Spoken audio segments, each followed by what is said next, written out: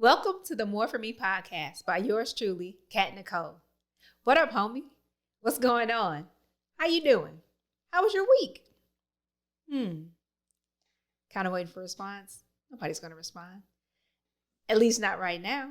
You definitely connect with me on social media at I am Kat Necole to hit me with that good old response and let me know how you doing. What's going on in your world?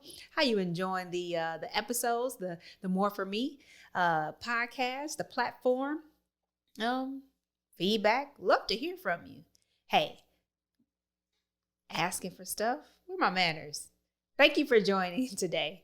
Doesn't matter if you're tuning in on YouTube or or your favorite podcast platform. I am definitely appreciative that you chose to stop by here and give me a few ticks of your time, sharing your ear and your heart. Hopefully, what's being laid on wax here today is something that you can receive and apply so that you can head towards that destination, full steam ahead of more that God has for you. God has more for me, and he definitely has more for you.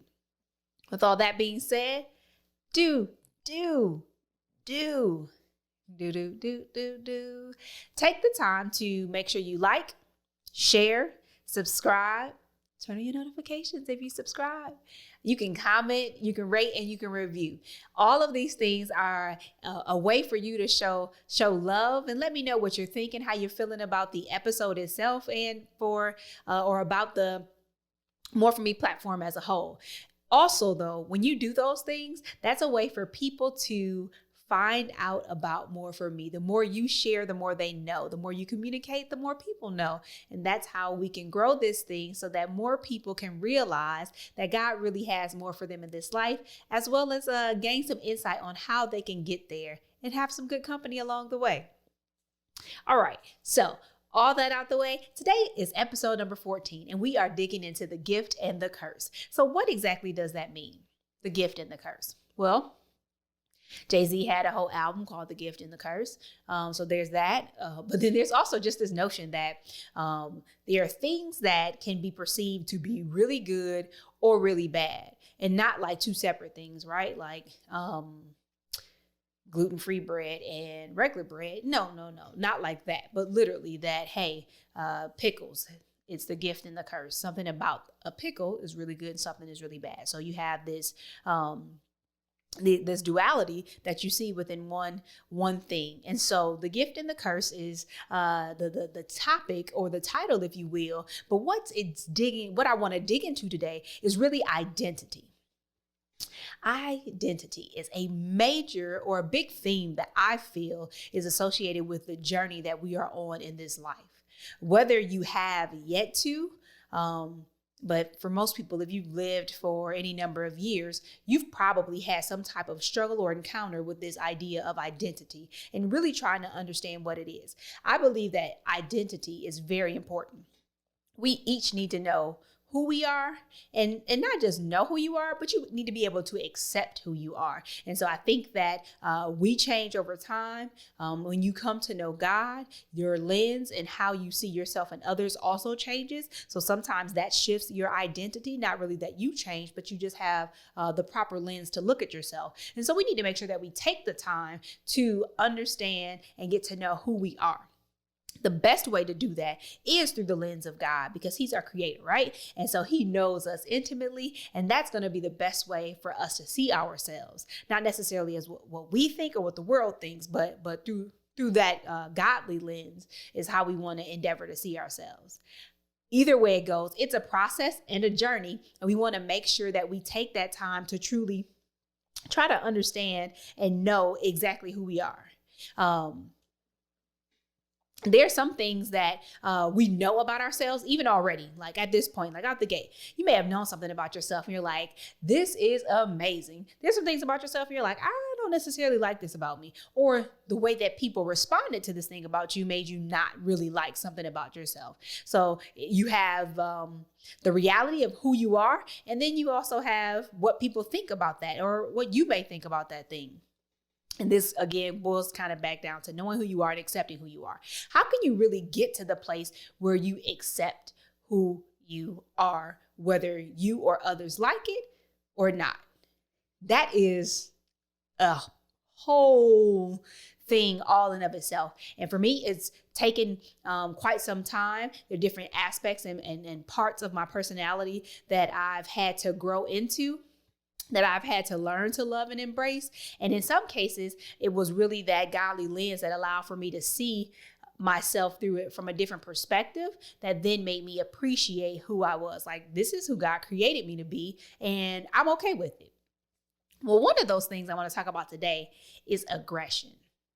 I am, and I now probably accept, won't hide it, not ashamed of it, but I am an aggressive person, like across the board, pretty aggressive. One of the things as I was thinking about like being an aggressive person that popped into my head was my driving.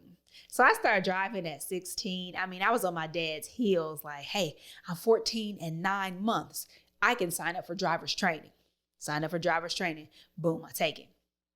Hey, I need to get hours. Everybody, may I drive you? May I chauffeur you wherever you need to go? Maybe just go someplace so I can get my hours. I practice. I go take my test. Aced it, flying colors. Your girl was really excited about driving. I love driving. Maybe it's the independence, the control, all these things. It was just fun. I liked driving fast. I liked being able not only to tell people I'm a good driver, but actually being a good driver. So in those beginning days of my driving, I remember vividly in high school, I would do things to practice and hone my skills so that I could continue to be proud of the great driver that I was, how many skills I had behind the wheel. So I took the same route to school every day, and I would create situations. Let's just say my journeys to and fro school, I treated kind of like a racetrack, if you will. And I've heard about like the motor speedways, and you can pay some several $100s and they'll let you drive a car. Like, oh, I went 160 on this track. And so, yeah, think about that. But that there were obstacles that I inserted into my racetrack. And so I would put myself in situations where I would have to maneuver my car, drive faster over short distances and things like that. But I was like, man, I have skills and I'm getting better. Never mind the fact that in hindsight, this was probably a little bit dangerous, but my skills definitely did improve as I embarked upon this journey. But one of the things that I found out in college, like somebody highlighted it for me. I don't remember who it was, but they were like, do you know that people actually drive like they walk? And I was like, really? And so I paid attention. I walk pretty aggressively, like I'll roll up on you, cut you off when I'm walking to get around you to get where I'm going. Like I'm intentional, I focus, I make moves, I'll go through tight spaces like, whoa, watch yourself. I'm going somewhere. Definitely don't let it be a crowded place. I got moves, I'm focused. I actually don't like crowds, so that I get a little tense, like, hey, stay close, everybody watching, I'm observing what's going on. That's kind of the same way that I realized that I drive.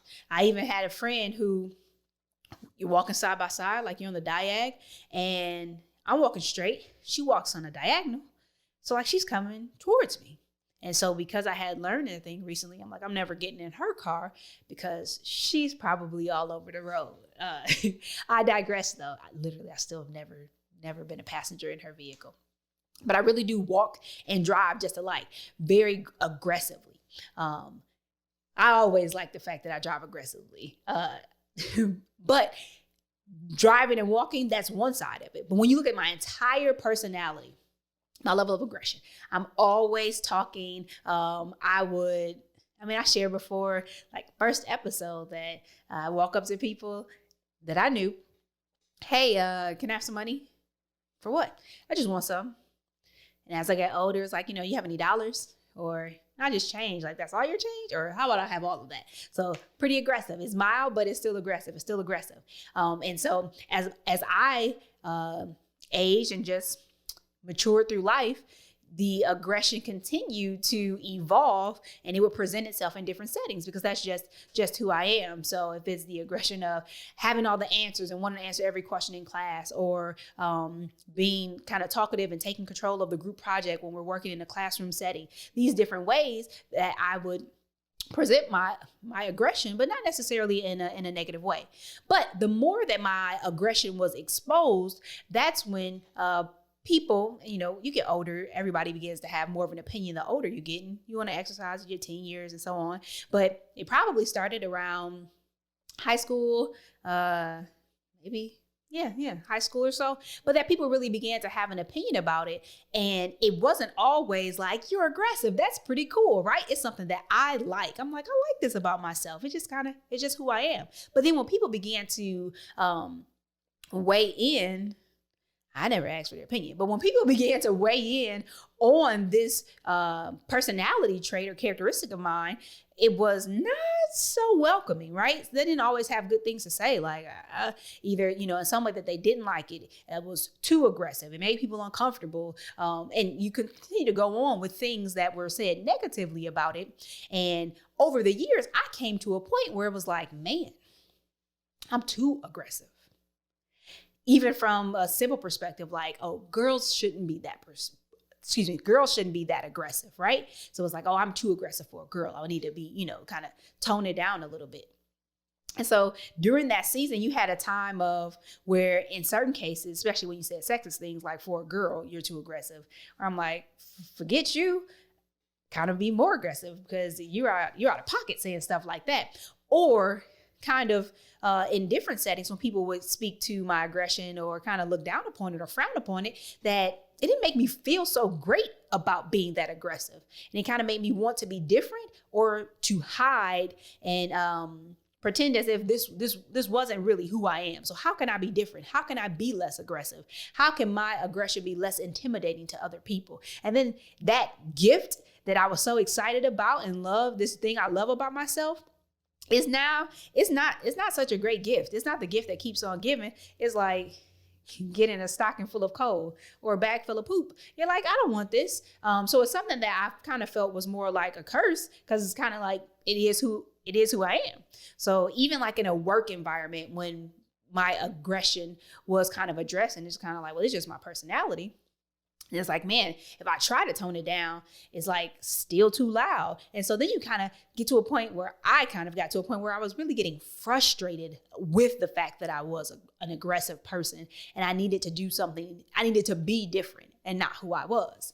And so something I know about myself, I loved, but because of outside influences, I began to disdain that gift and try to alter or pretend to be someone else or something that I really wasn't.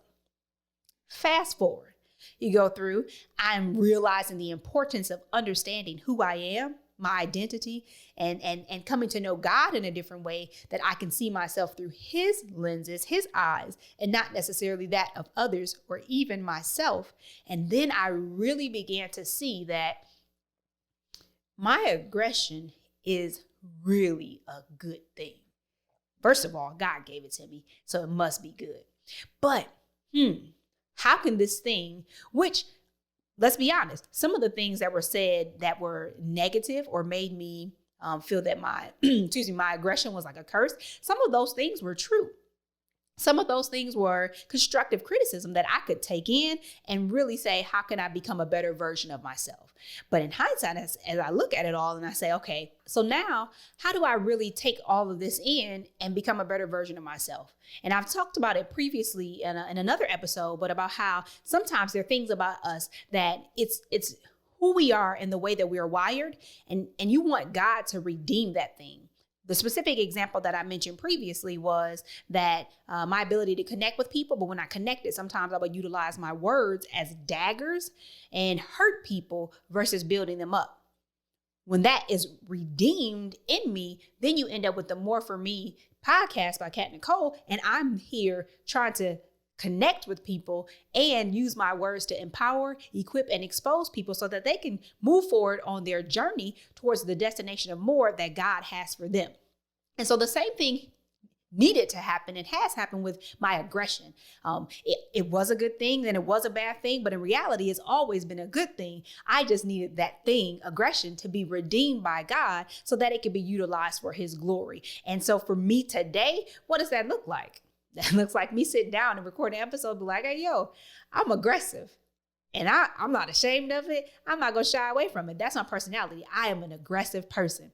But that aggressive person has a calling on her life. And I know that that aggression is what helps keep me moving. It's what brings me in front of your eyes and your ears every single week, dropping episodes every Tuesday to connect with you, to do what I believe that God is calling me to do, to help us all move from where we are to where he wants us to be.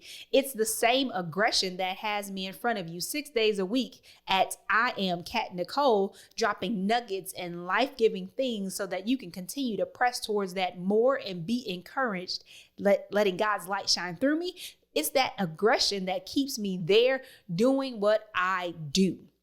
That's the aggression that makes me take it personally, that I can sit and spend hours with someone as we begin to expose them to a different way of thinking about, for example, financial freedom, so that they can experience the other things in life that God has for them, but to let them see life through a different lens, not one of despair and darkness, but one of promise and light, positivity. That's what makes me do those things. It's that same aggression, but it's really learning how not to be reckless with your aggression. 16 years old, putting yourself and others in danger while you try to figure out what your 88 Chevy Beretta is capable of, and believing that you could outdrive any vehicle, Lexus or not. Like, it moves beyond that immaturity to a place where you say, hey, how can I use my powers for good and not evil? And so for me, aggression is one of those areas where it's like, it can be bad if you use it improperly. Too much of anything is bad for you, right? Except for God. But like really understanding, who am I? Who am I in Christ Jesus, that is, and how can my wiring, who I am, be used for God's glory? So today, it's really simple. We have to know who we are, and we have to accept who we are. So my challenge for you is, as you look at your life, as you look in the mirror and see yourself, what is there that is just natural about you? It's just the way you are. It's who you are. Are you happy with that thing? Are you sad about it? Have people made you feel some kind of way because you were different? You need to grab onto what that thing is and truly come to understand and know yourself. And now you can sit, you can reflect, you can talk to other people, but really taking the time to connect with our Creator, the Maker, and ask him to show you yourself through his eyes, that he can have the opportunity to work in and through you to redeem whatever that is that you see in yourself, good or bad, so that you can be utilized for his glory and truly know and accept who you are. Because we are who we are. Not in the sense that, oh, you can never change, but he created you to be used and to be a certain person, to be a certain way, and to be used in a certain way and capacity. And so we need to seek and understand those things so that we can be utilized for his glory. Today is the day that we no longer look around externally to others to say, hey, you good with this part about me? Is this okay? Do you accept it? But we look at who we are through God's eyes, and we accept and love who we are. Not to say that there's not room to improve, because there is for all of us. But we accept who we are, and we continue to press forward in God and towards him, knowing that he doesn't make any mistakes and is good enough the way he created us. All right, guys, I hope that you guys enjoyed this episode, because it's real out here in these streets. If you don't know who you are, then what are you left with? You're pretending to be somebody else. And the quickest way, Robert has told me before, and I love this, the quickest way to live in bondage is to try to live someone else's reality. Don't find yourself there. Know who you are and what you're supposed to be doing, and be comfortable with that. If there's room for you to grow, embrace it. We all have room to grow. So, aggressive Kat Necole here, and I'm glad that you joined me for another week. Let God work in and through you, redeem something in you for his glory if need be. And if you're like just a lot of bubbles and roses and lollipops and things like that, we'll go ahead and let God get glory for all of that as well. Thank you guys for tuning in this week. Again, remember who you are. Don't allow for your gift to be seen as a curse. Embrace what it is as a gift and utilize it just as such. Remember, God has more for me. God has more for you. Now let's get it. Take care.